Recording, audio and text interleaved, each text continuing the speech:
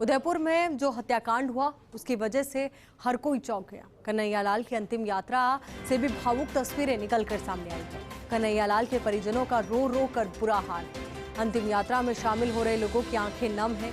सुरक्षा में तैनात पुलिसकर्मी भी अपने आंसू नहीं रोक पा रहे। जय श्री राम, कन्हैयालाल अमर रहे के नारे लग रहे हैं। नृशंस वारदात को लेकर लोगों में भारी आक्रोश है। आमजन का कहना है हत्यारों को फांसी की सजा मिले। और जिस तरीके से ये घटना सामने आई उसके बाद से लगातार आमजनों की ओर से यही कहा जा रहा था कि फांसी से कम कोई सजा हो ही नहीं सकती इनके लिए। ऐसे हत्यारों को तो फांसी की सजा देनी ही चाहिए, क्योंकि ये वो तस्वीरें सामने आई थी जिसने सभी को चौंका दिया था। अभी तस्वीरें जरा आप देखिए, कन्हैयालाल की अंतिम यात्रा के दौरान की तस्वीरें हैं। भारी जनसैलाब यहाँ पर उमड़ा। सभी लोग उन्हें अंतिम विदाई देते हुए नजर आए। हाथ जोड़कर उनकी आत्मा की शांति के लिए प्रार्थना करते हुए लोग नजर आए। परिजनों का और परिवारजनों का रो रो कर बुरा हाल। अंतिम यात्रा में जो लोग शामिल हुए उनकी तस्वीर भी जरा आप देखिए। भारी जनसैलाब यहां पर उमड़ा हुआ है और शायद पुलिस की भी हमदर्दी लोगों से जुड़ी हुई है। यही वजह कि कर्फ्यू के बावजूद लोगों को आने दिया जा रहा है और लोगों की भी भावनाएं कुछ इस तरीके की है इस घटना के बाद कि परिवारजनों के साथ उनकी सहानुभूति भी है। वो इस दर्द को महसूस भी कर रहे हैं। ये तस्वीर भी जरा आप देखिए, आंसू रोके नहीं रुक पा रहे। जैसे ही कन्हैयालाल की पार्थिव देह उनके आवास पहुंची, वैसे ही वहां पर लोगों के पहुंचने का सिलसिला शुरू हो गया। सब लोग उनके अंतिम दर्शनों के लिए पहुंच रहे हैं। भारी जनसैलाब भी यहां पर उमड़ा है। जो पुलिस वाले वहां पर मौजूद हैं उनकी ओर से भी जो तस्वीरें सामने आई, वाकई में वो भी हृदय विदारक। अब इसी को लेकर बातचीत के लिए हमारे सहयोगी रवि हमारे साथ जुड़ चुके हैं। रवि, देखिए उदयपुर में कर्फ्यू है पर उसके बावजूद भी लोग यहाँ पर पहुंचे हैं कन्हैयालाल के अंतिम दर्शनों के लिए, उन्हें अंतिम विदाई देने के लिए। और शायद पुलिस भी इसी वजह से सहयोग कर रही है, क्योंकि पुलिस की भी एक सहानुभूति इन लोगों के साथ, इस परिवार के साथ जुड़ी है। बिल्कुल, देखिए आयुषी, कन्हैयालाल का जो शव है पहले मोर्चरी में पोस्टमार्टम के बाद उनके परिजनों को सौंपा गया और जहां से सीधा सेक्टर 14 स्थित उनका आवास है वहां ले जाया गया। वहां पर अंतिम दर्शनों के लिए शव पार्थिव देह को रखा गया और वहां से कन्हैयालाल का जो पार्थिव देह है वो अशोकनगर स्थित शमशान के लिए रवाना हो चुकी है। रास्ते में भारी तादाद में हुजूम जो है, ये कहें कि एक भीड़ जो है वो काफी तादाद में उमड़ रही है। अलग अलग चौराहों पे आप सूरज पोल की बात कीजिए, दिल्ली गेट की बात कीजिए, शास्त्री सर्कल की बात कीजिए, तमाम जगहों पर भारी तादाद में लोग मौजूद हैं। और इसके अलावा जगह जगह पर उनको जो है अंतिम विदाई दी जा रही है, नमन किया जा रहा है कन्हैयालाल को। और हिंदू संगठन के हजारों कार्यकर्ता जो हैं इस शव यात्रा में शामिल हैं और अशोकनगर शमशान थोड़ी देर में शव यात्रा पहुंचेगी, जहां पर अंतिम संस्कार होगा।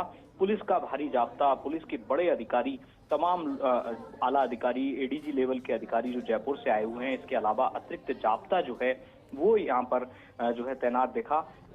चूंकि आज शहर के 7-8 जो थाना क्षेत्र हैं उनमें कर्फ्यू है, बाकी जगह पर धारा 144 लागू है, लेकिन इस सब के बावजूद भी काफी तादाद में लोग जो हैं, और जैसा आपने कहा कि सहानुभूति जो है वो लोगों की और पुलिस की भी देखने को मिली इस परिवार के साथ जिस तरह की घटना हुई है।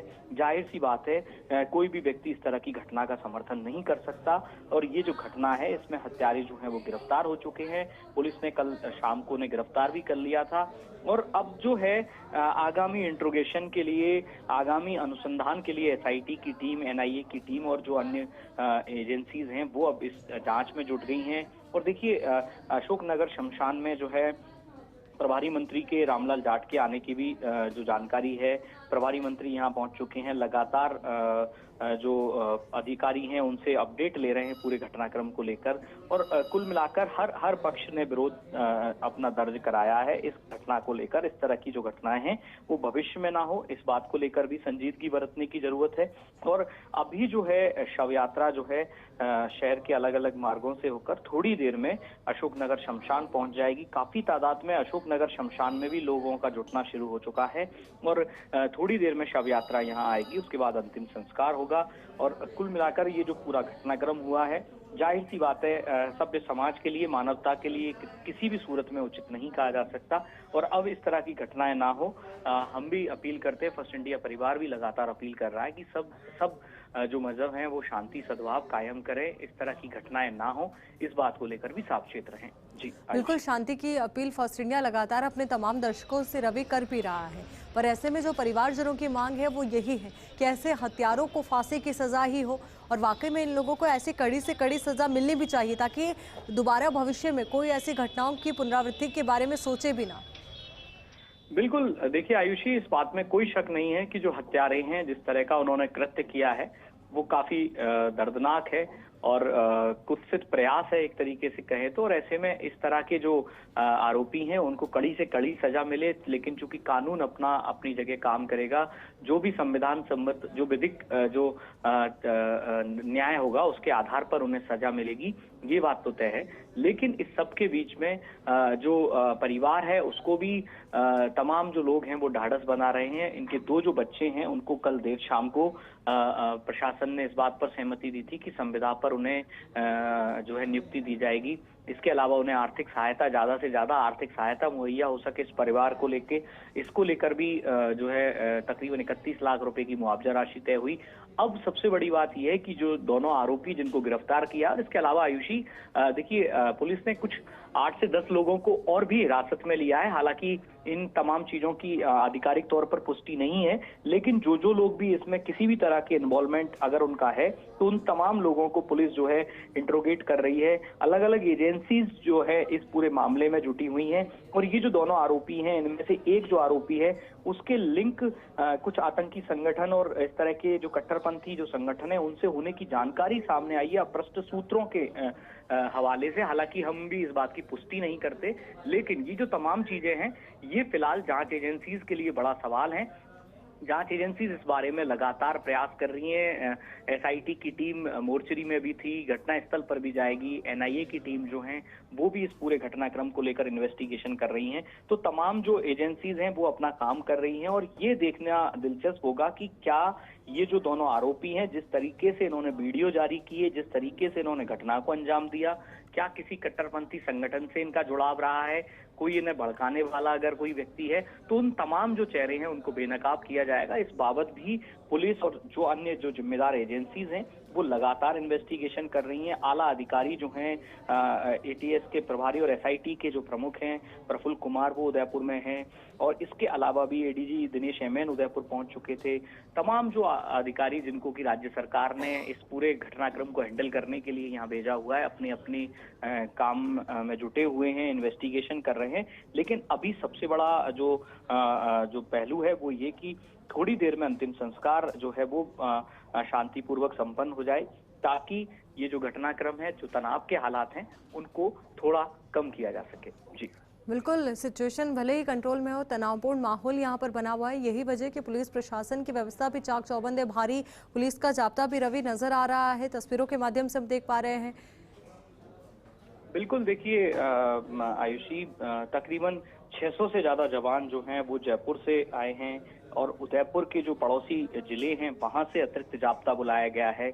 उदयपुर का जो अतिरिक्त जाब्ता है, एमबीसी की जो टीमें हैं, आरईसी के जो जवान हैं, ये तमाम जो लोग हैं, तमाम जो जवान हैं पूरी मुस्तैदी के साथ जुटे हुए हैं। चूंकि ऑलरेडी कर्फ्यू इम्पोज्ड है 7-8 थाना क्षेत्रों में और इसके अलावा पूरे जिले भर में धारा 144 है। लेकिन आयुषी, एक चीज और मैं अपडेट करना चाहूंगा कि सिर्फ उदयपुर ही नहीं बल्कि पूरे जिले भर में कई कस्बों में स्वैच्छिक बंद रखा गया है। तमाम व्यापारिक प्रतिष्ठान बंद हैं, टायर जलाकर प्रदर्शन किए जा रहे हैं। भिंडर कस्बे में एक बड़ा प्रदर्शन हुआ। अन्य और जो कस्बे हैं वहां पर भी हिंदूवादी संगठनों ने इस घटना का जबरदस्त इस घटना को लेकर आक्रोश अपना जो है वो व्यक्त किया है। अलग अलग जगहों पर व्यापारिक प्रतिष्ठान स्वेच्छा से बंद रखे गए हैं। उदयपुर शहर में भी जो इलाकों में कर्फ्यू है उसके अलावा जो इलाके हैं वहां पर भी व्यापारिक प्रतिष्ठान बंद हैं। तो कुल मिलाकर ये जो घटना है ये सभ्य समाज के लिए, मानवता के लिए किसी भी सूरत में उचित नहीं ठहराई जा सकती। इस तरह की घटनाएं भविष्य में ना हो, इस बात को लेकर सावचेती रखने की जरूरत है। और